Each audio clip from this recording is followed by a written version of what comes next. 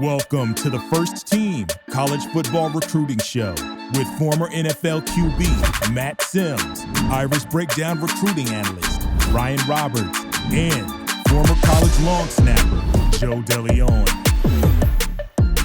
Welcome back to the First Team College Football Recruiting Show. I'm Joe DeLeone, joined by former college and NFL QB Matt Sims and Irish recruiting analyst Ryan Roberts, Irish Breakdown Recruiting Analyst. There we go. Ryan Roberts. Today, we're going to be talking about a number of topics after signing day. We've got a plethora of things that are going on with rosters resetting, guys going to the NFL, guys hopping in the portal. Can also talk about some maybe reshuffling going on with these coaches. So much to get to on today's show. Guys, I want to kick things off with something that happened very recently, a game that happened for the University of Southern California, in which they played in the Cotton Bowl against Tulane, a game that they lost in the late seconds on a final drive after they gave up a safety, and then eventually that final drive and a ton of points to the Tulane Green Wave. Now, guys, if you might remember this, over Christmas, I put out a take there, said that USC's recruiting wasn't very good. They didn't do an effective job of filling out their defensive line, getting enough defensive recruits in general, and overall, not a very satisfactory group. Now, everybody in the USC fan base decided to come for my head and come at me for the things that I said. And here we are, watching them lose to a group of 5 team in a major bowl game. So, guys, I want to start this off. Ryan, I want to go to you first. The defensive problems that they had in this game. Should USC fans be concerned with the way that they played and knowing the group of guys that they just recruited going into next season? I mean, partly, but I don't think it's as much about the recruiting class because, I mean, we talked about it, right? You missed on a couple guys like Mateo Uyunglele that probably could have came in and could have helped you, obviously, pretty early. I still think they got a couple quality players in the 2023 class, but I mean, more than anything, man, should they be worried? I think they should, but it's more about the guy that's calling the defense, right? Like Alex Grinch this is just kind of what happens with this Lincoln Riley, Alex Grinch marriage, right? It's explosive offense. Defensively, they try to be very aggressive and very chaotic, but there's a lot of inconsistencies from a consistency level as far as keeping gap integrity, being gap sound, all those things, the disciplinary parts of playing defense. So it's not as much about the players, Joe, because I do think there's some talent there, right? Like we forget that they have guys like Corey Foreman, who's not in the 2023 group, but was a sophomore this past year that was the former number 1 overall player, according to 247 Sports. They have guys on the back end like Sierra Wright and Max Williams who are top 100 to 150 caliber recruits coming out of high school. They have a couple players in the 2023 class that are also very talented. So there's some talent there. I just think it's not much about acquiring talent. I think it's more about development and using that talent, which has been the inconsistency under Lincoln Riley, even back to the Oklahoma days. And I think it's going to be continue to move forward because the problem with the defense now setting up for 2023 is you didn't hit on a couple guys in 2023 class and you just had a bunch of Band-Aids in your first year. You brought in a guy like Shane Lee from Alabama as a transfer. Mekhi Blackman, who just declared for the NFL draft, was a kid that they got from Colorado. You've gotten a couple Band-Aids, and I just don't think that you've acquired enough talent to overcome the inconsistencies from a play calling perspective. So I think that there is some worry about defense moving forward for USC. But it's not only just about the players that they have in the 2023 class. I think it's kind of an over-encompassing worry that you have right now for the USC defense. Yeah, absolutely. There has to be. And it's a weird thing to say, too, just because it seemed like every bowl game has just been like these high scoring, just shootouts, and just the style of play has just been kind of outrageous, even in the college football playoff. I mean, we talk about how talented Georgia's defense is and just how Ohio State just absolutely shredded them up, and we know that Georgia is a defense that plays pretty sound defense, that does things discipline wise very good on the back end, in the front end, in the trenches, and they just got extremely just tore up in that game. Now, the issue really is, I think, like Ryan is saying, it is Alex Grinch. It is going to be just a little bit of a come to Jesus moment, and what are we going to do to simplify our defense to make sure that people can play fast without thinking a lot, and making guys just use their true abilities and assets to their utmost all the time. That will be the main goal for them. My question really for both of you is there anybody out there that they can, recruit to replace him? It's much easier to get worse at a coaching position than it is to upgrade at a coaching position, especially this late in the game. So I don't know if they can make like a change. It's going to be more so, can they kind of make a change, a philosophy and a mindset, and just be a little bit more disciplined as a football team, which really is an extension of Lincoln Riley himself at the end of the day. I think it's a great point, Matt, because we have seen Alex Grinch, at least when you're talking about the Washington State days. Like, he did have one tremendous year. I remember when they had like Hercules Matayafa at defensive line, right? And they were very disruptive units, but they weren't a consistent unit even then. But then going into the next couple years, it's, again, you're trying to create chaos, but you're trying to make it controlled chaos. But the problem with chaos is that sometimes it's uncontrollable, right? Which makes it a little bit difficult. So I think that there needs to be philosophy shift, that there's not a entirety of a coaching shift. But regardless, I mean, that's about self-awareness, right? Can Alex Grinch look at the mirror and be like, hey, this isn't working. I need to use this best. That's the biggest question I have moving forward.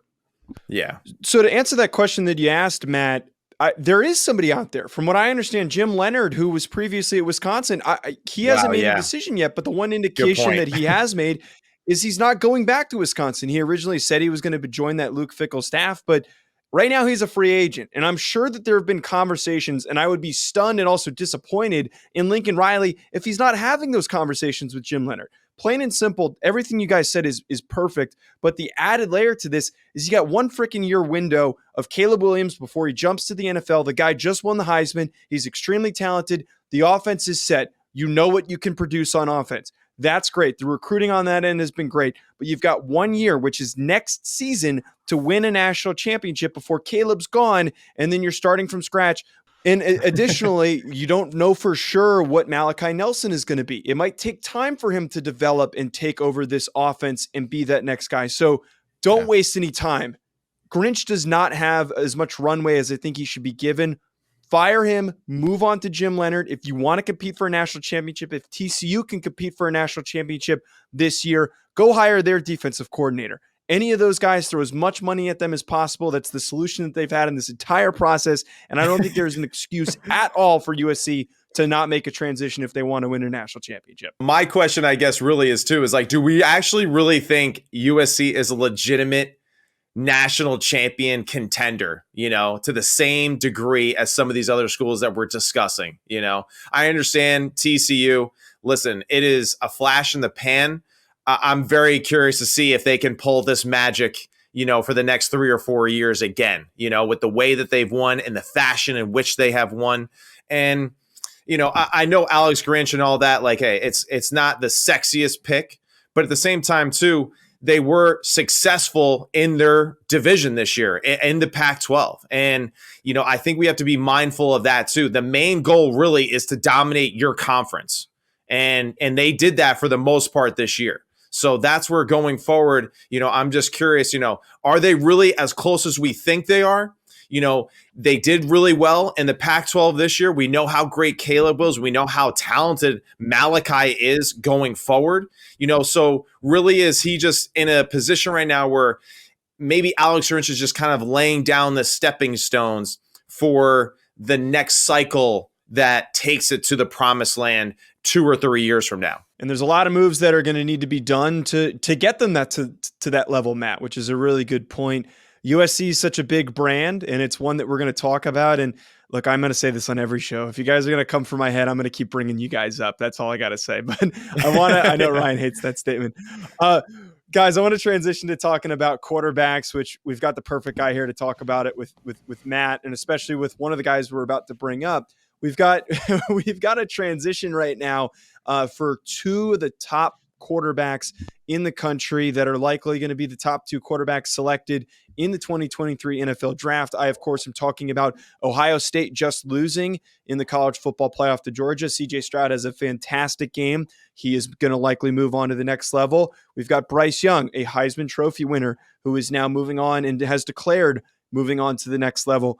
These guys are supremely talented and are leading programs that are in that national championship conversation. And as we all know, a good quarterback is the key to success at this level. So I want to talk about Matt. I want to throw it to you first because you're familiar with Kyle McCord from Ohio State, who's going to be taking over, and Ty Simpson is expected to be the guy taking over for Alabama as that next guy. But talking about Kyle first, Matt, and your exposure and working with him as his coach with Sims Complete QB, what do you think of this situation? Do we think that both these teams are in good hands? I absolutely do believe that Kyle McCord is going to be one of those guys that can take the reins and he can take that next step forward for this Ohio State program. He is a little bit of a different style player than CJ Stroud is, but at the same time, the guy is a legit 5-star recruit that came out of high school at a St. Joe's Prep Philly, who had one of the greatest high school careers that anyone really could have had, in high school, especially in that area, which is highly competitive.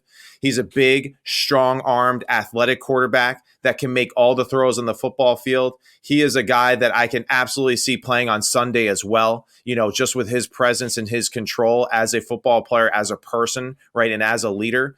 I do totally have faith in him as a quarterback going forward with this Ohio State program. I think the offense may change just a little bit as far as their style, just for certain things, because he might not be able to move with the same ease and grace as CJ did outside of the pocket. But I do think that he does that above average. I just think that CJ does it a little bit better than the average person does.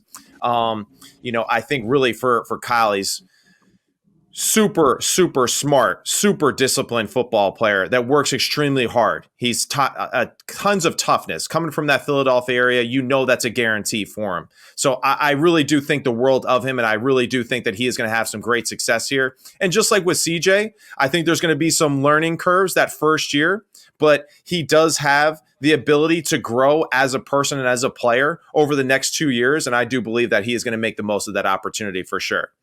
For the Alabama situation, I don't know Ty personally like I know Kyle, but I do know that dude is talented.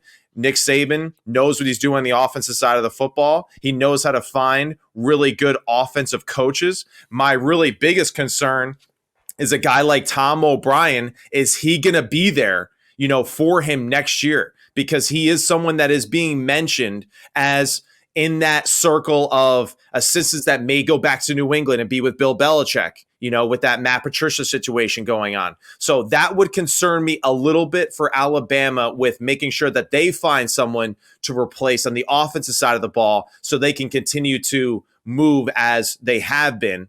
But I think that his talent is good enough. I think that he's a good enough player to allow them to continue to go forward as the program that they have been. And we saw with the recruiting class too, he's going to have a ton of really good football players around him to where that he can, as everyone loves to say, manage the game and just be a really good quarterback and help Alabama win. I mean, I think both situations are pretty fascinating, Joe, to be honest, because I know we're talking about Kyle McCord as the assumed next quarterback for Ohio State, but I've talked to someone that's pretty close to the program that raves about Devin Brown, who's going to be a redshirt freshman next year. So I think that there's going to be a legit quarterback competition, and it's going to be fascinating to Matt's point because Kyle McCord is a much different style, even comparative to a Devin Brown, for instance, right? Devin Brown is more of a athletic, accurate kid who doesn't have the biggest arm in the world, but it's a good arm. But then you're talking about a Kyle McCord who could throw the ball with anybody in college football, right? Like, dude has a howitzer for an arm.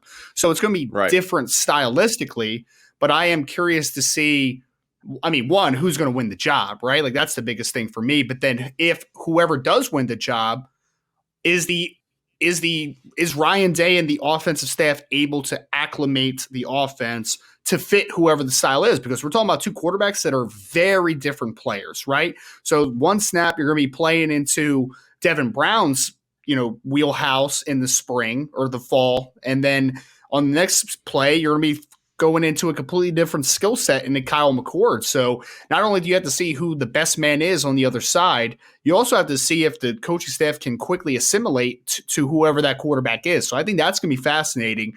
The Ty Simpson thing, look, man, former top recruit, he's a guy that's very talented. Jalen Milroe is the guy that filled in a lot this year for Bryce Young when he was injured. He's more of that athletic type that's going to run some quarterback power, going to run the zone read, strong-armed, but not really a natural thrower comparative to a Ty Simpson. I'm also interested in that one, folks, because, I mean, honestly, I think that we have not talked enough about over the last 2 years that, I mean, not as much last year, but this year especially, Alabama's wide receivers didn't play incredibly well for the most part, and their offensive line hasn't been great in a couple years. I mean, Bryce Young made a lot out of some hairy situations at times at Alabama over the last year. So whoever the next quarterback is, whether it's Ty Simpson or whether it's a Jalen Milroe, we have to see. Alabama needs to play better around whoever the next quarterback is, because you can't expect the next guy to be Bryce Young right off the bat, right? Like, that's not fair to him. So I'm interested to see if Ty can be that guy, if Jalen Milroe even potentially could be that guy, because Alabama needs to get better production around them, or else it's going to be a little bit of tough sledding, I think, early on for Alabama next year. I also believe that stylistically, specific to the Alabama situation, I think Ohio State is a different circumstance. And McCord, very talented player, and he seems to be a big name to consider. I think with the Alabama situation, what we've seen over the past couple of years, I think a Ty Simpson might actually favor a little bit better to what has produced success under Nick Saban. And I know that Nick Saban is not the offensive play caller. It's been a number of different guys, but I look at the fact that they won a national championship with Mac Jones, and they didn't with Tua Tagovailoa, and they didn't with Bryce Young, who are the lesser talented guy. Or sorry, let me rephrase.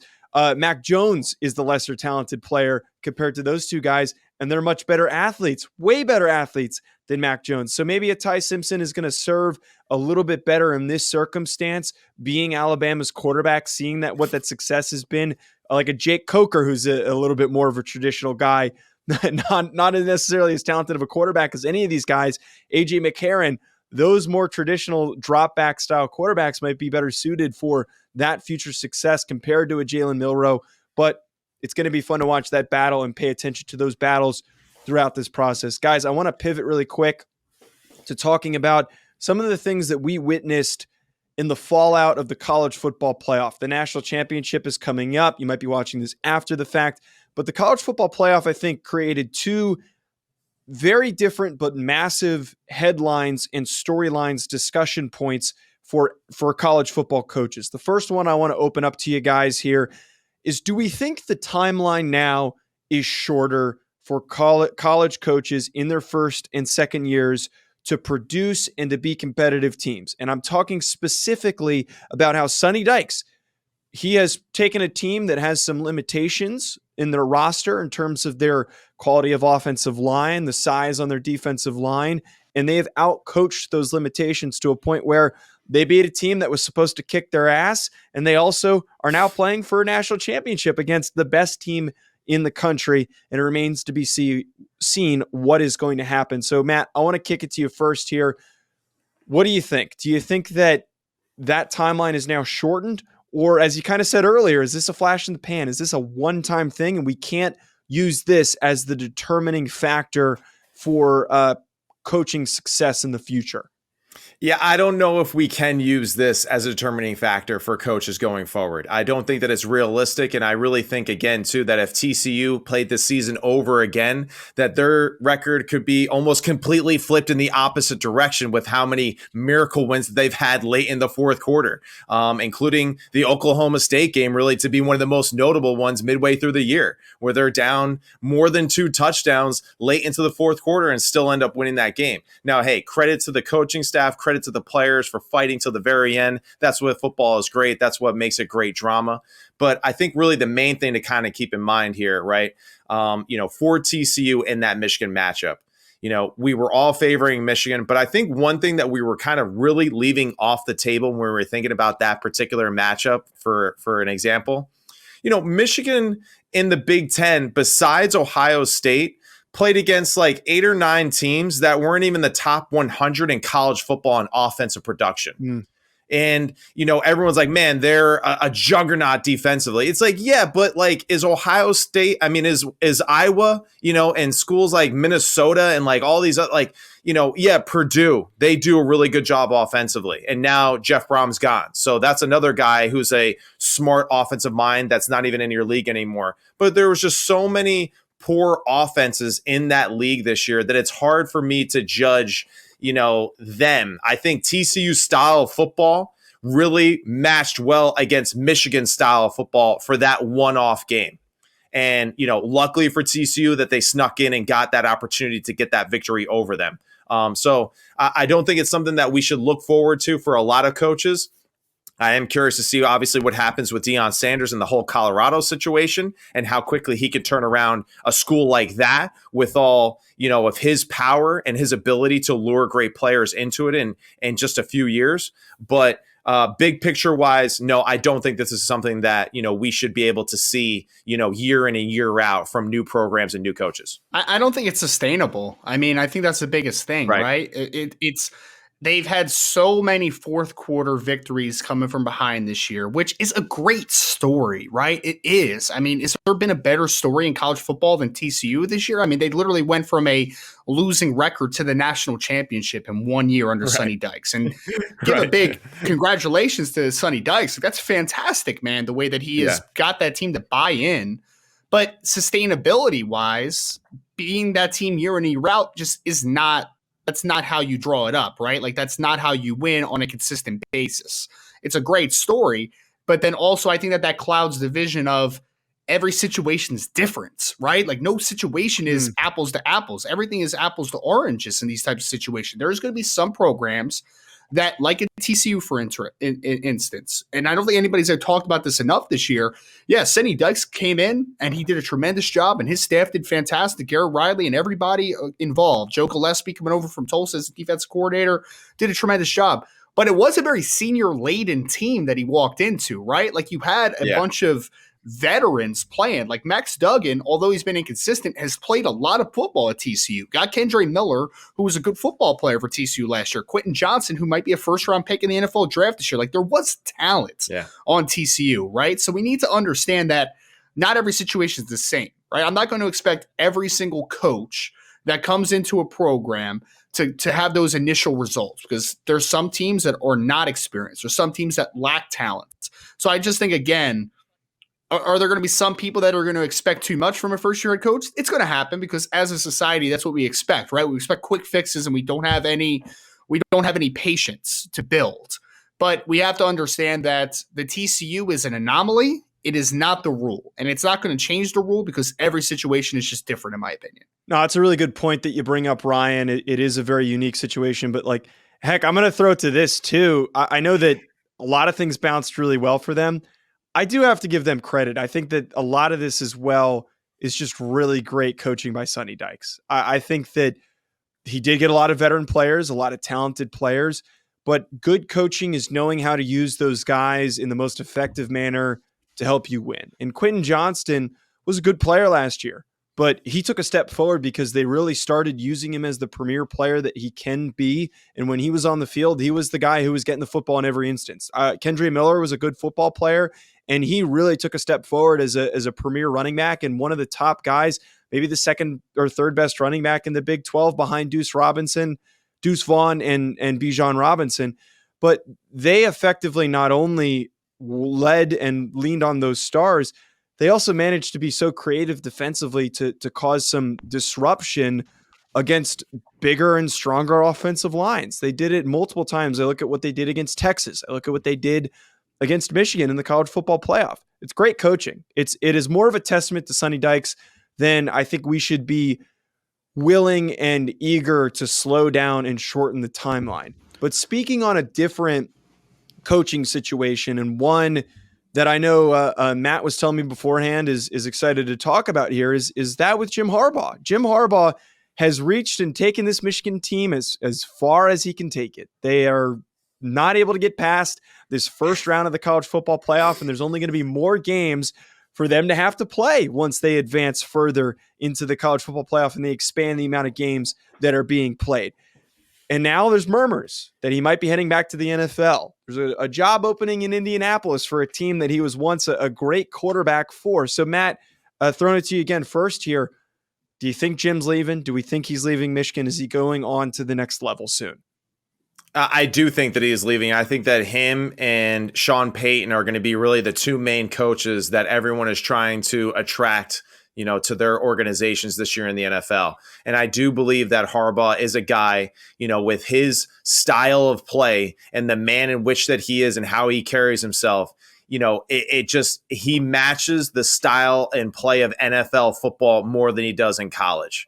And I think he's someone too that every few years, just like even with San Francisco, he was there for 4 years and then he bounced. He was at Stanford for a few years and then he bounced. I think he's just one of those guys that after a few years, he gets a little restless and he wants the next challenge to move on. He attacks that new challenge and then he kind of gets bored and wants to do something else again. And I think right now he's done, like you said, everything that he can do at Michigan.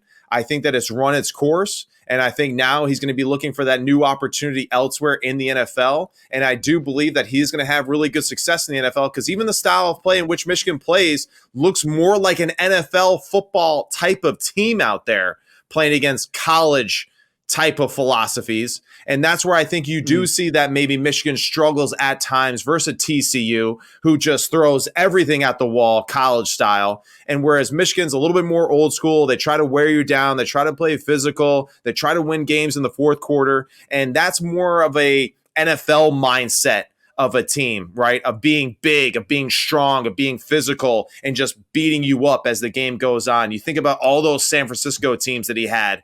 Those teams were loaded with big, strong, athletic dudes with talented quarterbacks with Alex Smith and Colin Kaepernick.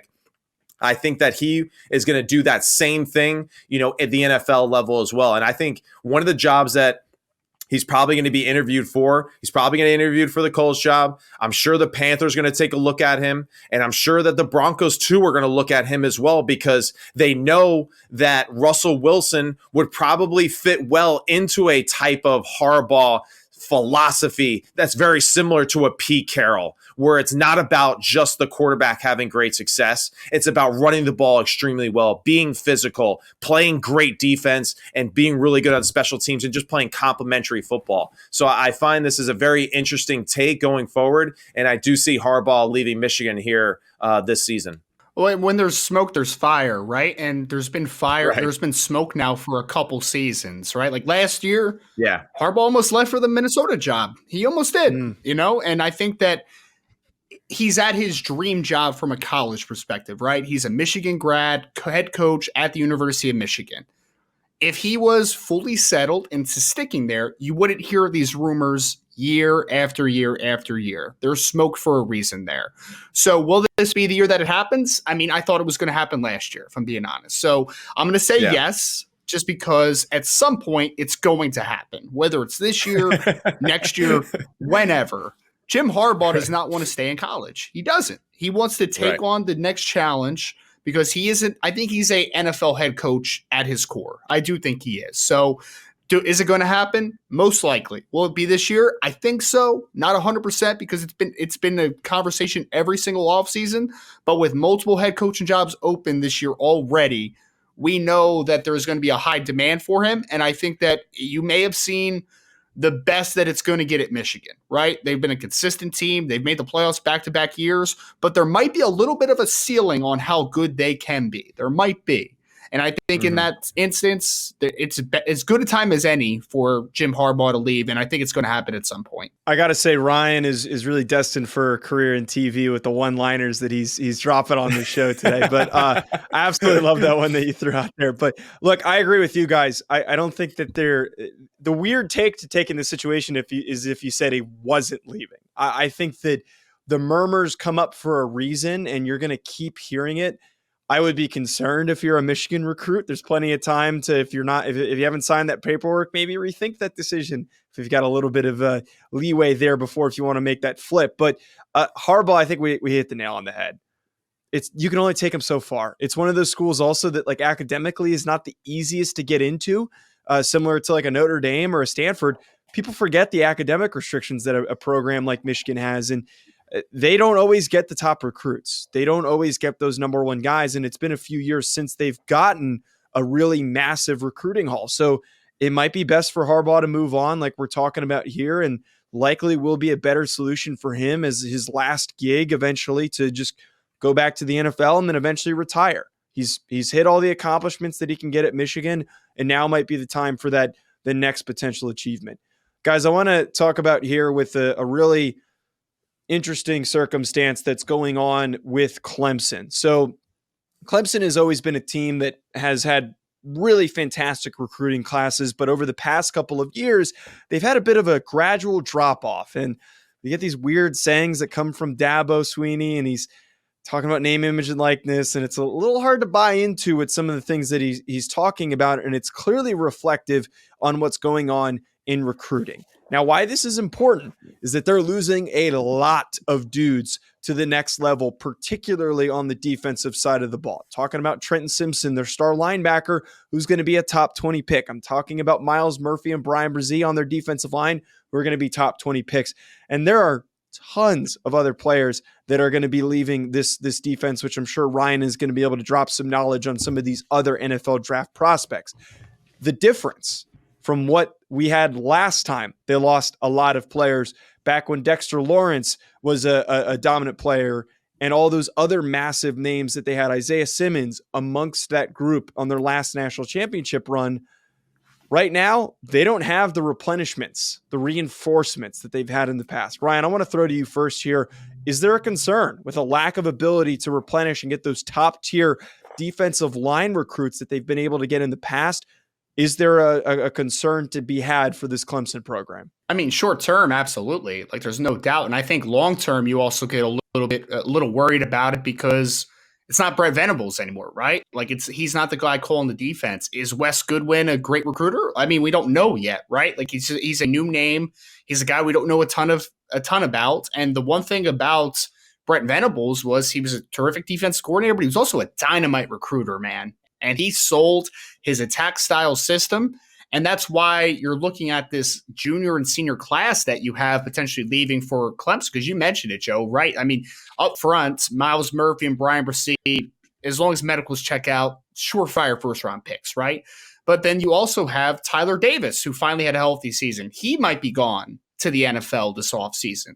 Rook Ohorohoro is a backup defensive tackle for them who got invited to the Senior Bowl. Right? Like, they have depth everywhere. KJ Henry's a guy that's going to play on Sundays. Justin Mescal is a kid that's a senior as well that's probably going to get a shot in the NFL, at least as a camp body.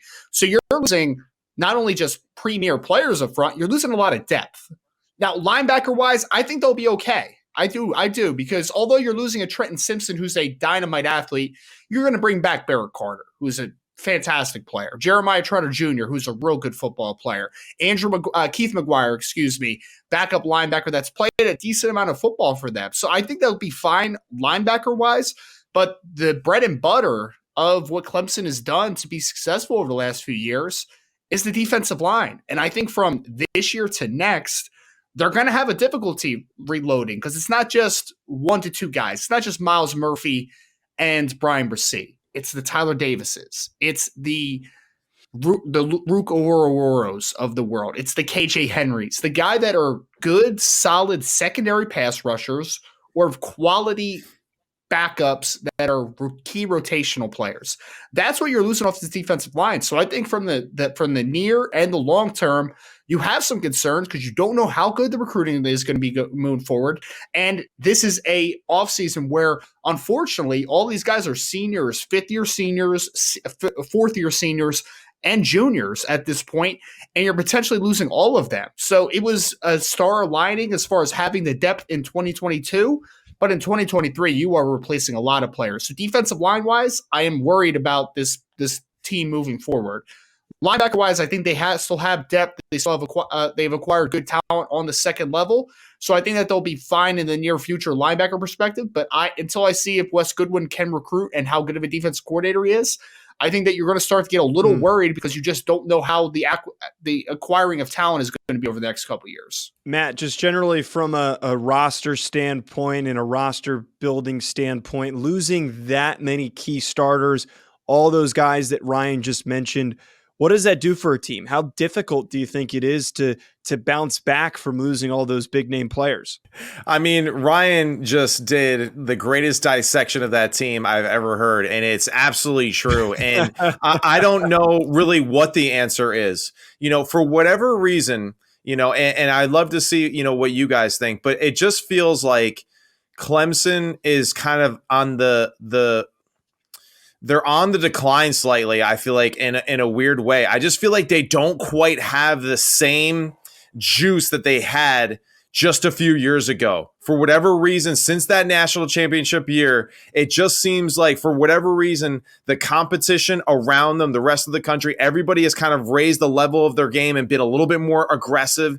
And Clemson is falling a little bit to the wayside with just how many kids they're getting, the quality of the kids they're getting, and like Ryan said too, just like the depth and the people that they're able to replenish. I think they've done a great job with it for that, 3 or 4 years where they were battling for national championships, starting with those Deshaun Watson years and all that, or starting really with Taj Boyd going into the Deshaun Watson years. But for whatever reason, I just feel like they're on the back end of a weird slope. And for whatever reason, they just can't get out of it. And maybe Brent Venables is one of the reasons why. Maybe that is it, that we don't know how important, Dabo's the head coach, but maybe he was really the guy that was directing the ship in a lot of ways as far as the kids that they were targeting and who they were actually landing, because he was just such a great dude that way, and a great coach. So very curious to see how this team goes. Absolutely going to be a tough sled, for them to pull and to get back into the right side of things. But I don't know. I just get this weird vibe right now with Clemson and just the way their school is projecting going forward. Well, and I would say this too, Joe and Matt, I think you made a great point. The fact that this isn't just a Dabo Swinney program, right? He's done a tremendous job, obviously. But one thing that people have always talked about, and I think that we took for granted a little bit, was they've retained the same offensive and defensive coordinators for years, right? For years. Right. Tony Elliott and Brent Venables did not leave for jobs. They didn't. So you had consistency from the top down. And I think that you lost that this offseason. Although I think I think it was time for Tony Elliott to leave, for instance, right? But losing a guy like Brent Venables, especially, I mean, you now lost your two ringleaders and guys that recruited at a high level. So they need to figure out who the future of the offensive coordinator and defensive coordinators are. If it's Wes Goodwin, and it is, I forget the offensive coordinator's name. His name is escaping me right now. I know it, but it's not there. But either those guys are the guys, or they're going to have to hit the eject button and figure it out soon, because you are talking about a cyclical college football where the rise of Clemson was great to watch, but it could easily start to decline, to your points, right? If you don't continue to have that leadership up top. So they need to make that continue. I can't speak. Brandon Streeter is the name of that offensive coordinator. It just came from I was just about to say it. Well, Ryan, look, you made a lot of great points. Yeah, there. Absolutely. And you know what? It is. It's something that we mentioned too with Alex Grinch earlier. It's way easier to get worse at a position like that in college football and in football in general than it is to improve at that position, and it goes for starting quarterbacks too. Everyone's like, oh, hey, get rid of Russell Wilson. It's like, all right, who are you going to put in that position next? It's like, I understand that he's struggling, but it's the same thing in coaching too. So, absolutely, Ryan, with this situation, I totally agree. And it's going to be a very interesting few years, I think, for Clemson, for them to, kind of recalibrate just what their focus is and how to get these guys in line. And my main thing with this, though, before we wrap here, I think this situation's very telling on how underrated of a coach Brent Venables is. I think so many people saw what Oklahoma did under Lincoln Riley. Lincoln Riley leaves, and he left that roster destitute. Everybody left. Everybody and their brother left that roster that had the chance to. A bunch of them went to go to Oklahoma. A lot of them moved on to the NFL. That roster that he was working with was so limited, and it was going to be so difficult for him to turn that team into a top 10 team that everyone expected them to be at the start of the season. It is hard to completely shift the identity of your roster to one that was going to fit Brent Venables' identity as a coach, which is defensive, creative defensive. And I saw the way that he just cleaned up in recruiting compared to the way that Clemson was able to compete in recruiting. And Ryan's putting his fingers up. They put out the money. They got all the big name guys. They had a fantastic signing day. They were one of the biggest winners. But now they have the players in place, and I think Brent Venables is going to produce a lot of really good Oklahoma teams. And heck, I think it wouldn't be surprising if Oklahoma isn't surpassing the success of Clemson. We're really going to see who are the coaches best suited to produce results in NIL until there are changes to be made. And I think Venables has shown some really positive signs of that. And hopefully Clemson can get the reins back in order and fix some things. Guys, I think that's a really good note to wrap us up on here. At Joe DeLeone, at Rise and Draft, at Sims Complete QB. Thanks for tuning in, and make sure wherever you're listening or you're watching, hit that subscribe button. You can find us on YouTube. You can find us on any audio platform as well. If you're tuning in on Stadium, wherever it might be. Again, thank you. We'll be back with more. Enjoy the rest of your week.